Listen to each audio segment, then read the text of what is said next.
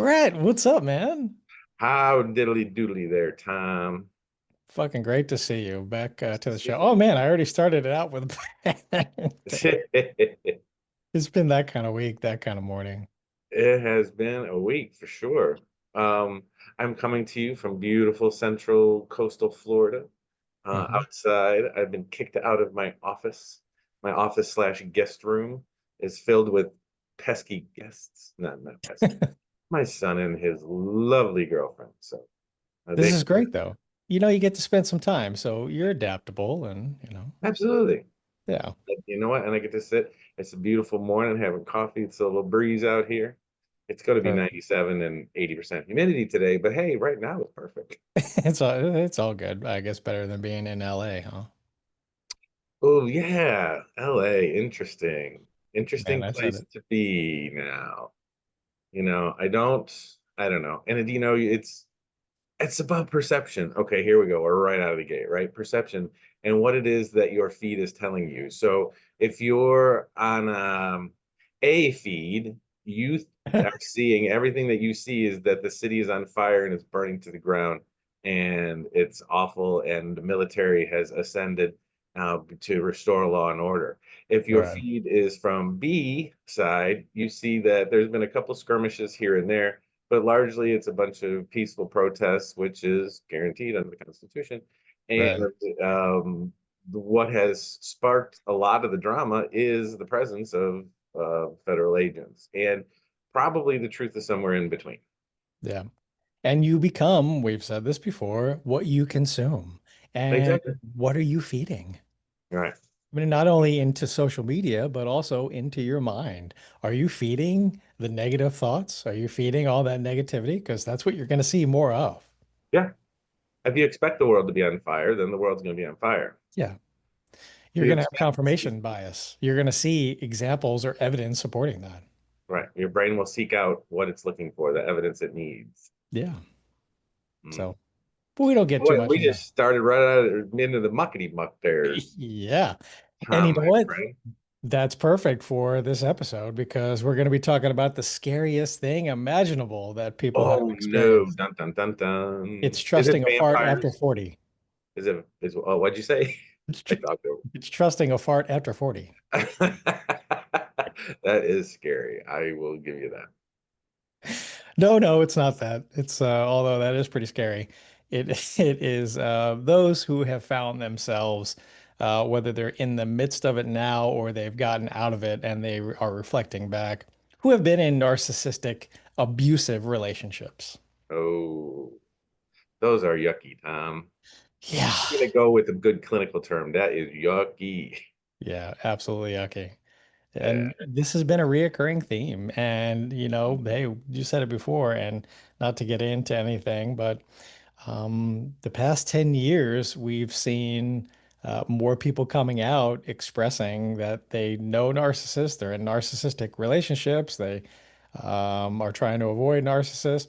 I wonder why that is. What did you say, 2015? Somewhere around there. I don't know. I couldn't pinpoint the exact date, but I'm thinking it's around that general vicinity. It's around the Uh-huh. bullseye in the middle of the dartboard. Yeah. Well, and it's sort of which came first, the chicken or the egg, or Right. have these always been around where people have been Of course. displaying narcissistic traits or tendencies or who are narcissistic, or are there more of them, or is it just that people are more aware of it, so they're coming out and expressing? So, some people don't know what is narcissism, right? Probably we'll start right there. Okay, let's get into that. Yeah. So, I always put things in my terms, the terms that make sense to me. Somebody that has narcissism, um, it is a personality issue, which means it's part of who they are. Mhm. And people that have narcissism are all about themselves, right? They are the most important thing in the universe, and everything should revolve around them. Right. People exist to help the narcissist or further the narcissist's needs. People are not on an equal footing. They are to be consumed or used to further the narcissist's agenda. Yes. And interestingly enough, you were talking before we started about that class you went where they're maybe talking about reclassifying BPD or borderline personality disorder as a trauma disorder.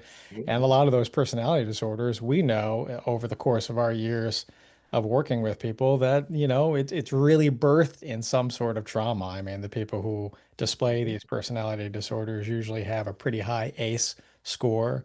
And Right. it's not that this just, they had a amazing childhood and everything was picture perfect, butterflies and rainbows, and then they became a narcissist, or borderline or whatnot. It's birthed in some serious trauma, big T type of stuff, and so there are an incredible amount of insecurities that the person who is narcissistic or who is displaying narcissistic traits, because we can't always necessarily diagnose them as being that. Mhm. It's not an Axis 1 diagnosis anyway. Ooh, that's dating ourselves, right? I know. What the heck?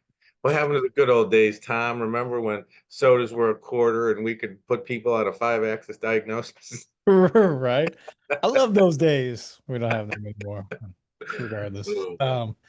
And so lots of insecurities. And so in order to combat that, they have developed this personality where they have to be almost 100% focused on themselves and focused on their experiences in life.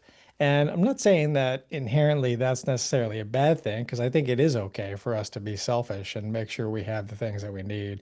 But the thing To a that we certain notice extent. about narcissists is that it's never enough. They need constant validation, constant attention. And if they're not getting that, they express that vehemently and aggressively. Mm. And everything is there is no A plus, in the world of mental health, there is no always this always leads to that. This, always leads to that. I mean, there is a lot of variability, which makes things a little bit more frustrating. But, we put things on a scale of everything's on a spectrum, and it's resiliency is what you call it, because you have, and like when I talk about resiliency with people, what I mean is you have orchids that you give it the perfect sunlight, the perfect temperature, you mist it, spray it, you give it the perfect amount of water, and it's going to fall apart. It's just not very resilient. An orchid's not a resilient plant. But Yeah. then you have a dandelion that grows in the crack of a sidewalk that never gets watered, gets stepped on, spit on, and it sits in the blazing sun all day. It's a very resilient plant. Well, Yeah. people are like that. Some people are just naturally, genetically more resilient than others. And that influences how people manage, those big T's, little T's growing up, their traumas. And, you see people that are very successful from very seemingly good families, not good families. I mean, put together families, intact families, that Right. don't struggle a lot. Finances aren't an issue, food's not an issue, education's not an issue. They're not struggling for the necessities in life, but then they end up these things. They end up with narcissism or borderline personality disorder. Well, some of it is definitely genetic. There's a whole genetic side to our personalities and how we manage things, particularly resiliency. But then there is that biological things that our experiences, that we're an accumulation of our experiences. So the things that we've gone through in life that's formed our personality and who we are. So, and a lot of times when you see with these narcissistic folks, you can see that they've grown up just not having their needs met, right? They Mhm. may have had Yeah. all the food, all the education they need, but they got no attention, no positive, caring attention. Right. No, their emotional needs weren't really met Exactly. well. See, leave it to you, Tom. You always say the right things. I babble on for an hour and you just come out with a sentence. Together, we're a good team. Well, okay. So narcissists, in order to get their needs met, especially their emotional needs, they have developed tactics in which to do that, and they become very good because they've been built up since they were young. Yep. And so they use manipulation, they use love bombing, they use giving you lots of attention at first up front in order to garner connection and an attachment to them. And so they're very good at it, and they don't even realize they're doing it the majority of the time. Even if it's pointed out to them, that's kind Mm, of a mind fuck, you know. You're when it comes to a personality disorder, telling somebody that they have that, you know, then they're kind of like, yeah, okay, I can see it. But most of the time, they just use that as ways to manipulate others even more. mhm. So how do you know if you're in a narcissistic relationship?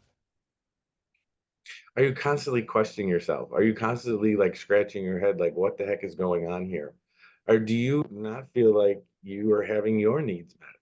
Mhm. Are you and are you at the tail end of everything? Everyone else, your partner or the other person's needs always need to be fulfilled first. Mhm.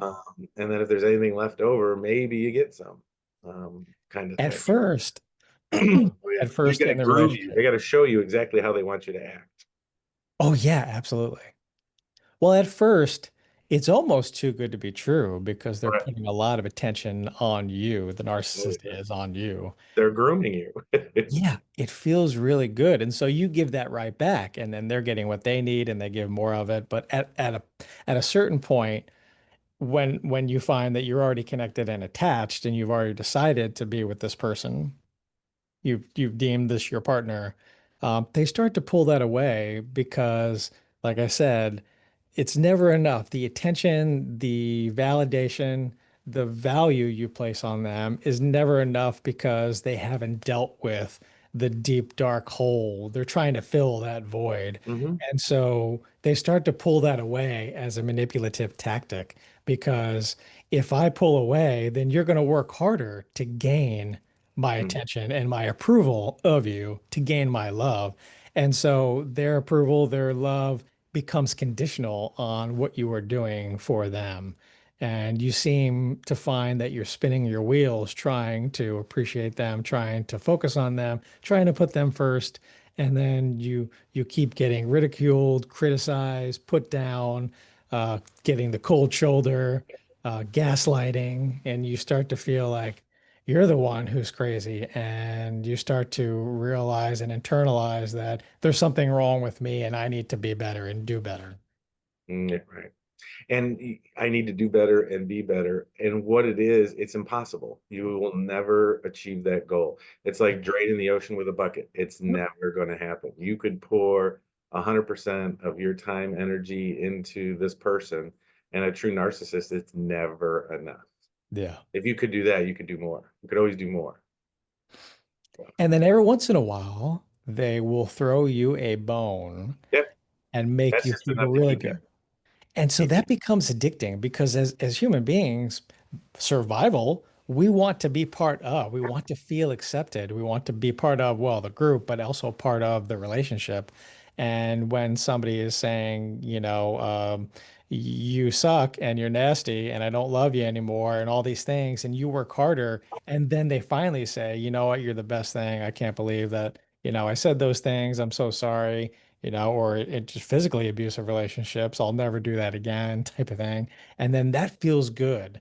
So, and then there's this cycle that occurs, and maybe it's a weekly cycle, maybe a monthly, or maybe every couple of months, where you feel loved and you feel so appreciated, you feel so good, and this is just the best thing going. And intimacy and sex is great, and the connection is great, and we're doing things, and we're having fun, and we're exploring, and then all of a sudden that starts to be slowly pulled away from you. And then you Mhm. start to wonder, well, what it is? Am I not doing enough? Should I be doing more? Then you start walking on eggshells. And then there's something that happens, whether it's a physical blow up, or a big argument, or they leave for the weekend because you're not doing enough for them and you're not paying enough attention to them. And then you're like, what the fuck? And then they, after a couple of days, come back and then apologize and, like, let's rekindle our relationship. And then it's good again. And the cycle Mhm. continues. So okay, Tom, you and I always say, okay, now what? Yeah. So, Yeah. and what's next? And when I work with people with these kind of issues, um, that are living with these kinds of scenarios, first of all, you're going to have to make decisions yourself about do you stay with this person or not. I can't get into that. That's a decision. That's a you decision. Right.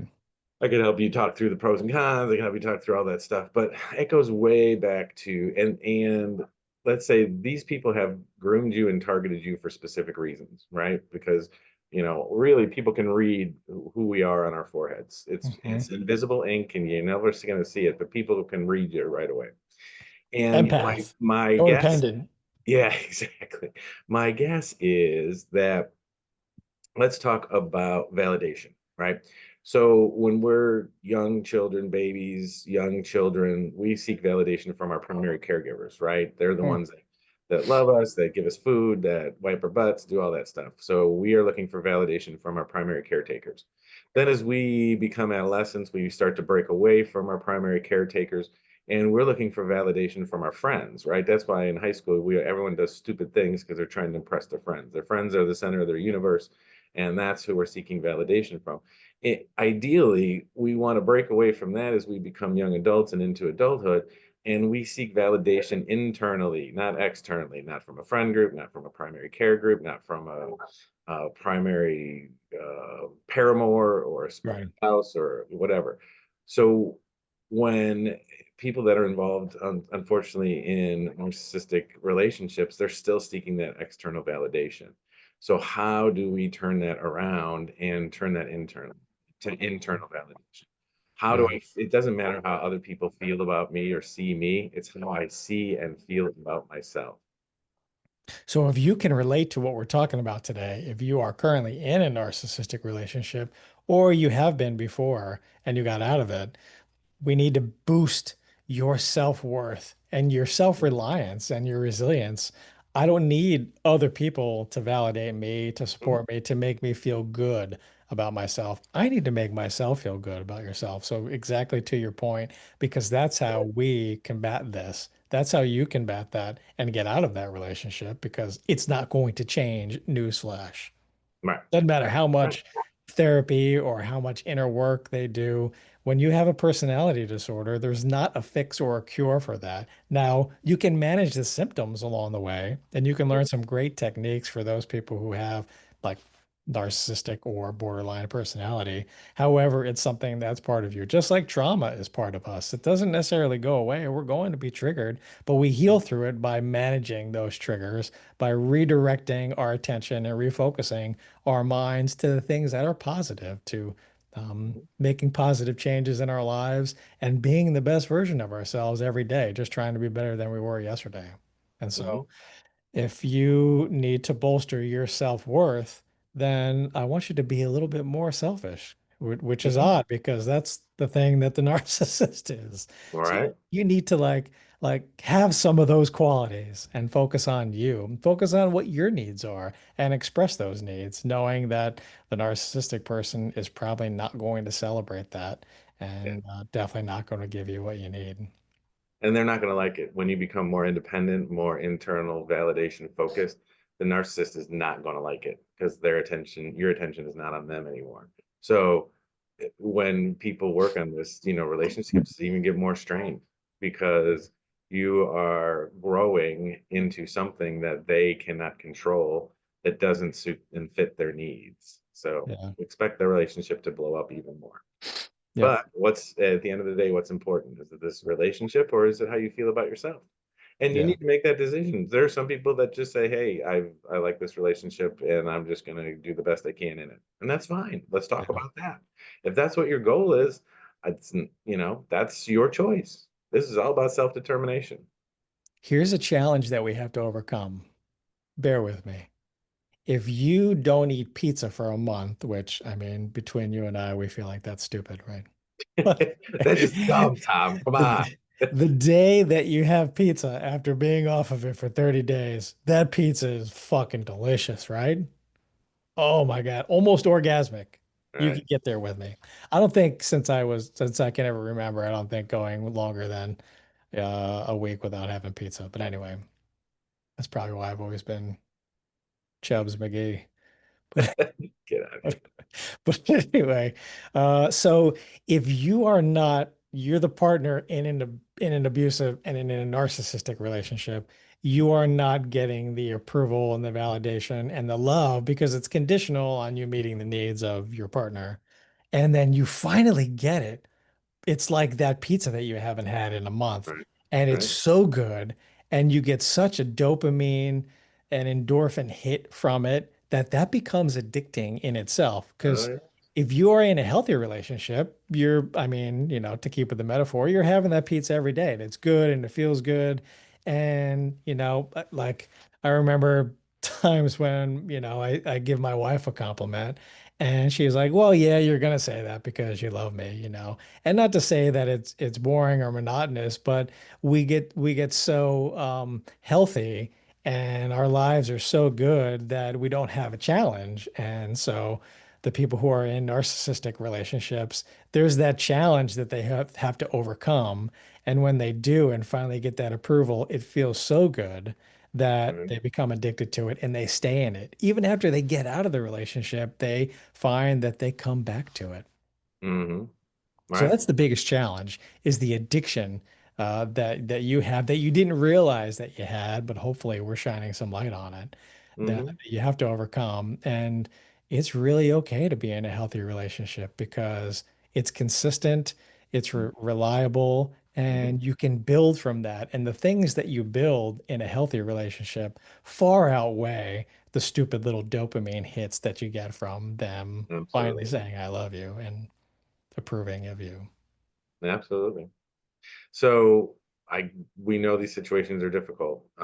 We've seen it many, many, 1,000 times. We've seen people in these situations, and we know that it's difficult. But at the end of the day, when you work with somebody, you'll have to figure out, or if you're working this on your own, you have to figure out what is at the end of the day the most important thing to you. Is Yeah. it feeling good about yourself, self-concept, self-worth, internal validation? Is that your goal? Well, then you're going to have to make some hard decisions. Isn't how do I manage, this difficult situation? Well, I mean, again, some difficult decisions, but no one ever deserves to be in an abusive relationship, whether that's emotional abuse, physical abuse, sexual abuse. It's not okay. Right. It's just not okay.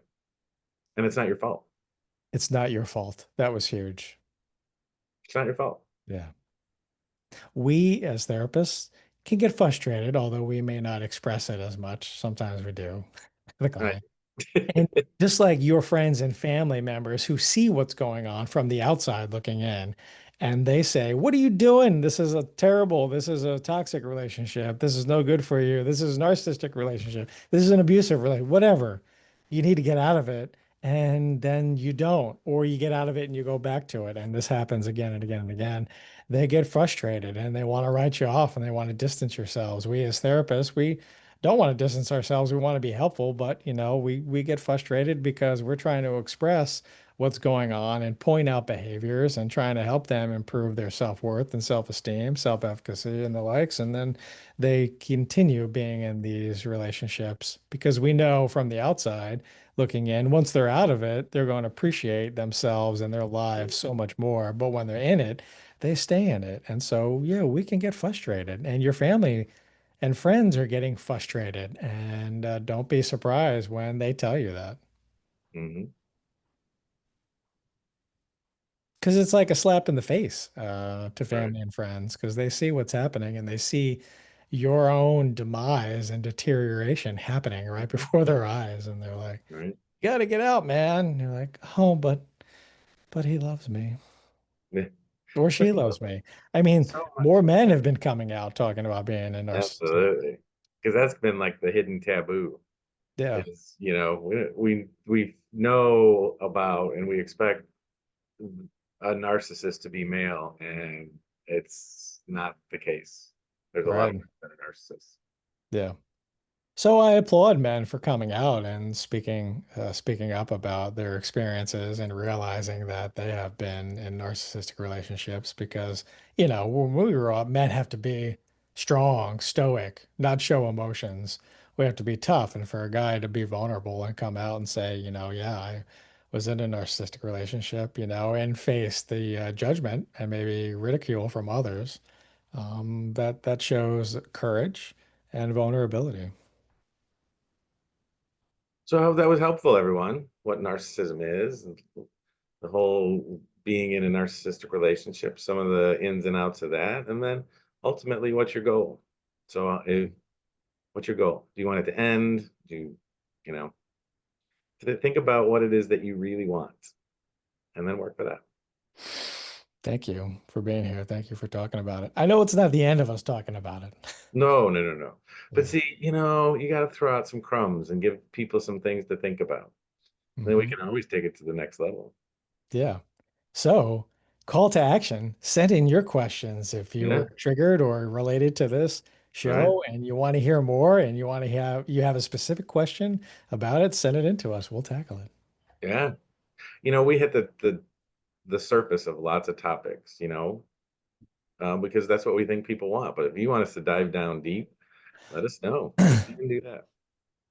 We're here for you guys. I mean, you and I, we would love to do this all the time, All right. you know? I don't know about having a 4-hour podcast, but Send us your money. We could do this every day. yeah. That's the goal because we can help out All right. so many more people. Anyway, Absolutely. All right, so Tom. Always a pleasure. Good to see you.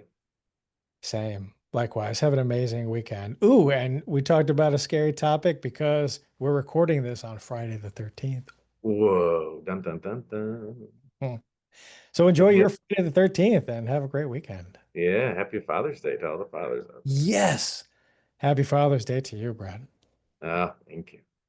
All That and right. they're going to celebrate Father's Day with you. What a beautiful thing. Cool. Yeah. Maybe you'll get a tie. I don't do ties anymore. That's what makes it even funnier. I know. I think I have like 90 still, but whatever.